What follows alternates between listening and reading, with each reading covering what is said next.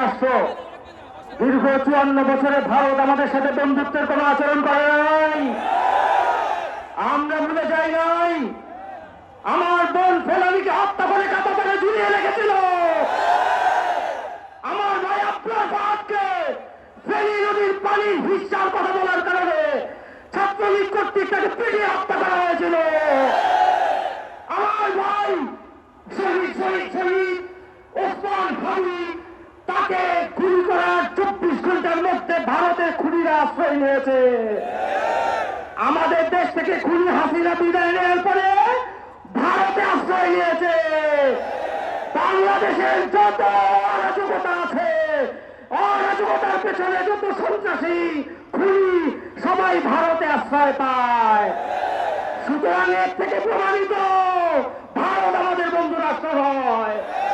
ভারতীয় আধিপত্যবাদের বিরুদ্ধে সংগ্রামী ওসমান হাদি যেভাবে বুক চিতিয়ে লড়াই করেছেন, আমাদের লড়াই এবং সংগ্রাম চলছে, চলবে ইনশাআল্লাহ।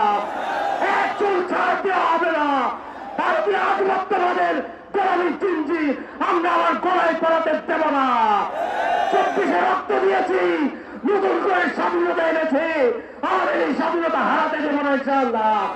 প্রয়োজনে জীবন দিব, প্রয়োজনে হাতি হব, রক্ত দিব, বলে যাব, তুমি আমাদের আধিপত্যবাদীদের গোলামীর চিঞ্জি আমরা আমাদের বুকে পড়াতে দেব না ইনশাআল্লাহ। আগামী দিনের রাজপথের সংগ্রামী পথ চলায় সকলকে সংগ্রামী তন্ত্র কাকের এই পথ চলায় সংগ্রামী পথ চলায় উদাত্ত আহ্বান জানাই।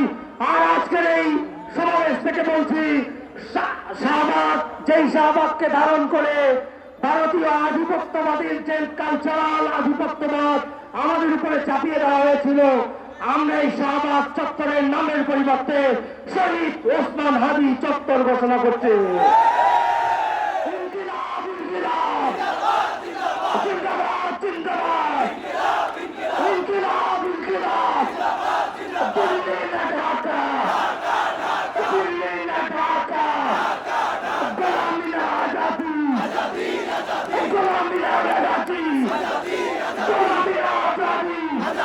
Azadi!